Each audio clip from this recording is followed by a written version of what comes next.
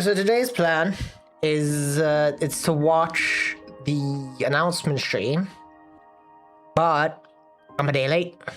I have very carefully avoided spoilers as best I can. So I'm just looking forward to seeing what we've got. I'm a bit concerned that this video is only 38 minutes long. It feels like, is it usually that? I feel like it's usually like an hour, right? But I'm interested to see what we've got. So, Jonathan Rogers, take it away. Hi, I'm Jonathan Rogers, Game Director on Path of Exile, and welcome to GGG Live. Bounty. Wait, was that a fucking PoE 2 summoning stone? Augment this item with a new random modifier. So you put an exalt in. Okay, so it's kind of like a Hinakora's Lock in that it gives you 4 options. It lets you preview, but you have to take one of the options, I guess. It's like using 3 Hinakora's Locks-ish, kind of, not quite. Ascendancy class, the Luminary. What do you mean Ascendancy class, the Luminary? Is Scion getting its 3rd Ascendancy already? We only just got the 2nd one. I was contemplating skipping this league. That contemplation is no more. In today's stream, we'll be walking you through all the details of Path of Exile, Curse of the Orc. Socket colors reworked, spellcaster rebalance, new spellcaster skills, Atlas anomalies, Legion overhaul, Abyss rework, Mercenaries of Trathos returns, Barkin Voyages. Oh, okay, so it's Boat League. It's just Boat League. It's actually Boat League. It's happened. It's Boat League. Like, we could argue about whether Settlers of Kogger was or wasn't Boat League.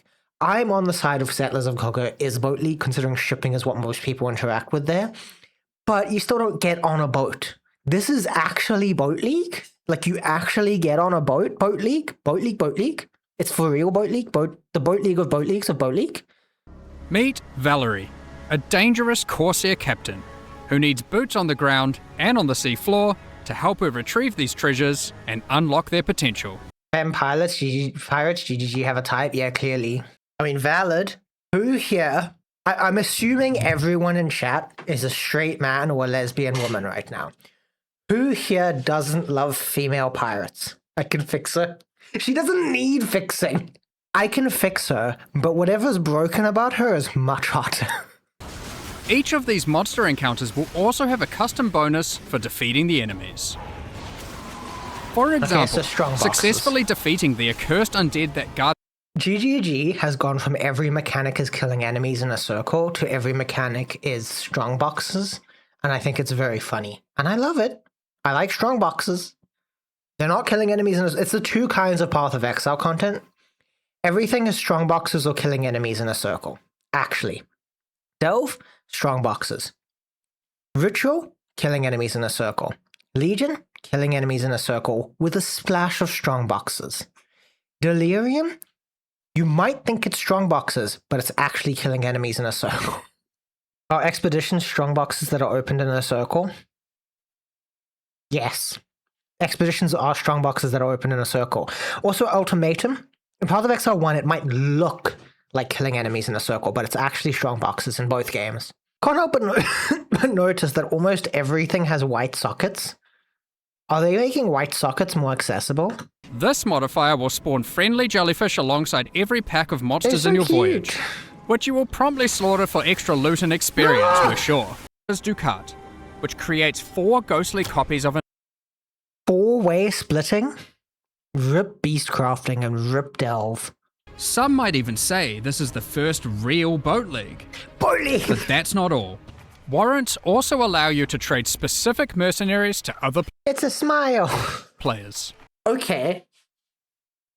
You can hire a mercenary permanently is a mandatory keystone. Okay, interesting. Very interesting. Permanently hired mercenaries and the minions deal less damage than temporarily hired mercenaries, but you can change what gear they have equipped. Passives that affect your mercenary do not affect temporarily hired mercenaries. Permanently hired mercenaries will only follow luminaries with this passive allocated. Okay.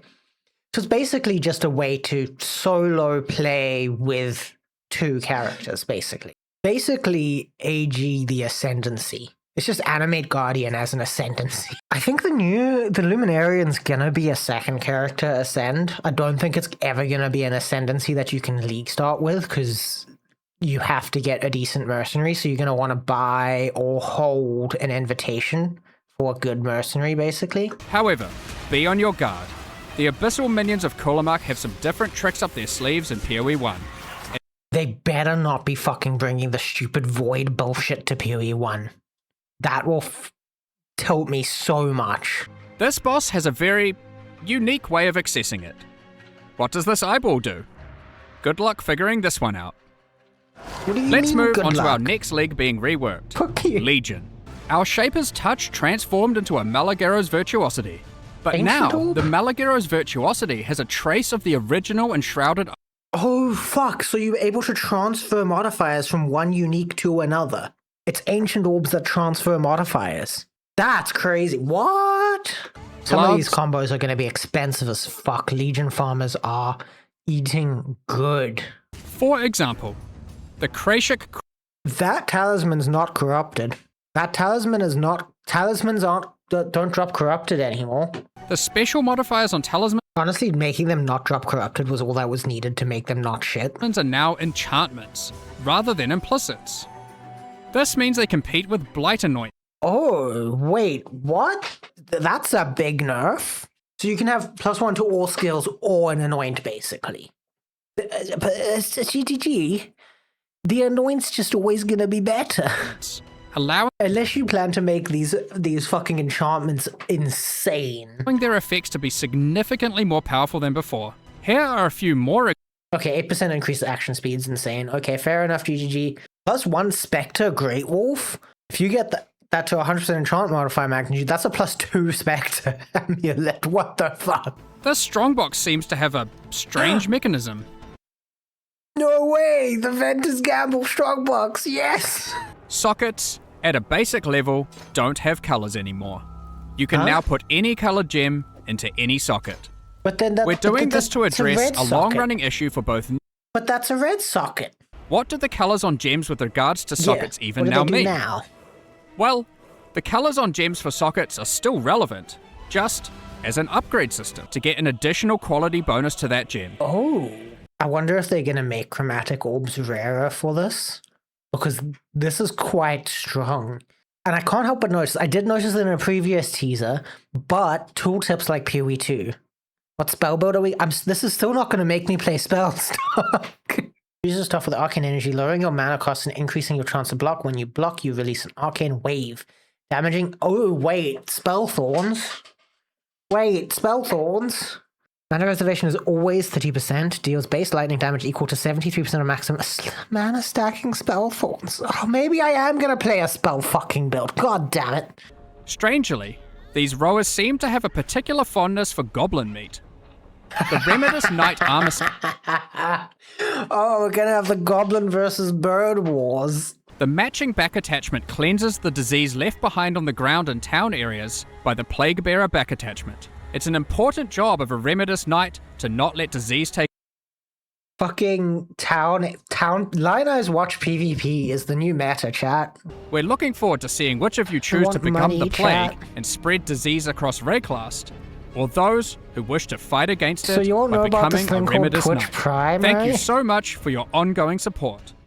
Isla and Kingsmarsh, Nico and the Mining Captain, and Einhorn the Menagerie are now able to... Thank you! I don't have to carry wisdoms with me when I delve. GGG, thank you! Now a crafting bench available in every town from Act 2 onwards. Huge! Crafting benches in towns? Huge. Trothan Scarab of surprising alliances. Wild rogue exiles in an area have a 50% chance to be accompanied by a wild mercenary. Wild mercenaries have increased difficulty for each wild mercenary in an area, so they directly work with rogue exiles, I guess.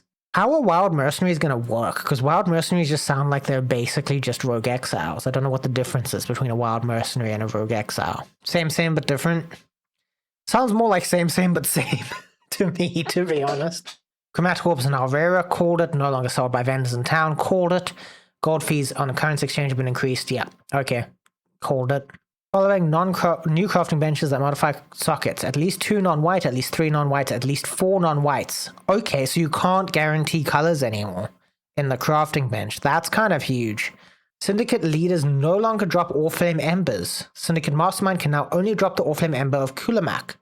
This was like the only source of money in Betrayal. Average number of scarabs dropped from the scarab chests and Betrayal safe houses has been doubled. This is insane. Scarab chests were the Betrayal meta. You're buffing the meta Betrayal thing and leaving everything else. They've buffed this. The meta options in Betrayal was scarabs and it was random currency and the div cards. So all that we've done is buff the scarabs and everything else stays shit. You've buffed what was good. You've only buffed what was already good. Please make the research safe house not suck. GGG, please. This is so ass. Who even does Betrayal anyway? Me. It's like it's one of my favorite farms. I do Betrayal. Can GGG just update Betrayal once without fucking it up? Every update to Betrayal seems to just make it worse. How's anyone supposed to mitigate Reflect when it's removed from everywhere except Aziri? I don't know. I don't know.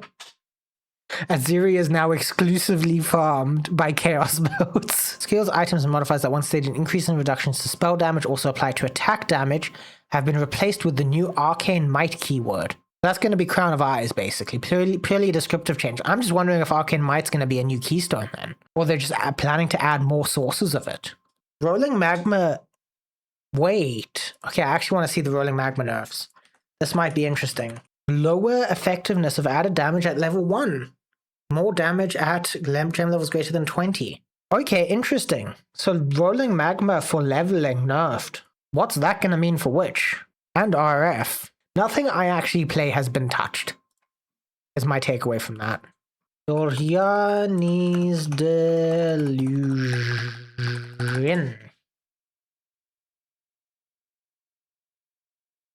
What was that? Non-unique synthesized items can no longer be obtained. What? Wait, what? I know everyone was calling for synth items to be added back to synthesis, but they just deleted it? Fractured fossils now fracture random modifiers and cannot be used on fractured and... Oh! I always thought that it was weird that fractured fossils were for splitting. But now fractured fossils actually fracture. So a fractured fossil is a very weird version of a fracturing orb. Wait, the beast crafting option to split an item into 3 has been replaced with a new option that fractures 2 modifiers. Oh, on a rare talisman specifically. Oh, interesting. The beast crafting ones are specifically talismans, but you can fracture 2 mods on a talisman. Following new corruption implicit modifiers, aura effect of purity of elements on amulets, increased mana reservation efficiency of specific auras. Okay, so the +1 charges. Okay, so basically synth mods are being changed to corrupted mods, basically. That's interesting. Now right-click the icon for your AG to view their currently equipped items, though you cannot remove or replace items from this window. So you can only view them. You can't change them in the window, you can only view them. Why? Why can't we change them there? Why? This is so upsetting to me. Like, it's still good, it's still a good change, but why didn't they just go that one step further? That's the patch notes. I am deeply, deeply, deeply upset about the Betrayal changes. I swear to God, no one at GGG actually does Betrayal. This is my theory. My theory is that there is not a single Betrayal farmer at GGG. Because every time there are changes that remove things from the global drop pool, they forget to remove something from Betrayal. And they buffed the best currency farm on Betrayal and didn't change anything else. Like, so many of these Betrayal rewards are terrible. And they are just continuing to be terrible. And I'm very, very upset about this. This seems like an interesting league to play SSF. If I do SSF, I'm probably going to do Flicker Strike. At the same time, I have been wanting to do a Toxic Rain Pathfinder heist farmer for a few leagues now, and this does feel like a good league to go off Atlas. So I'm either playing SSF Flicker Strike or Toxic Rain Pathfinder on trade. I just have to decide if I'm doing SSF or not. It's a really good SSF league. There's a lot of SSF improvements, and I've been wanting to play SSF for a few leagues now, but not doing it. A problem I have with SSF is I don't know what content to make if I'm playing SSF. Because when it comes to Path of Exile 1, the easiest content for me to make is like farm guides. And I don't know that a farm guide is as in demand if I'm playing SSF because I can't tell you how many div per hour it is. But also I don't usually make much PoE 1 content in the first place. I mean, maybe I can focus on like stream highlights content for PoE 1, which I can do if I'm doing SSF. If I do trade, it's an opportunity to do some cool testing in Heist and make some Heist videos. There is a distinct lack of guide videos for Heist in general. So I could make some Heist build guide videos, some Heist farming guide videos. That's an opportunity content-wise. I haven't decided what I want to do based on content. I've decided what I want to do based on fun, and Heist and SSF are the two most fun-sounding things to me right now. But now that I'm considering those things, it's like, okay, well, what can I make content around those, you know? That's the next thought. Because I do at some point eventually want to be a professional content creator. I'm too disabled to hold down a regular ass job, so making money this way would be good. I don't know, chat. I've got a week to decide if I'm doing SSF or trade.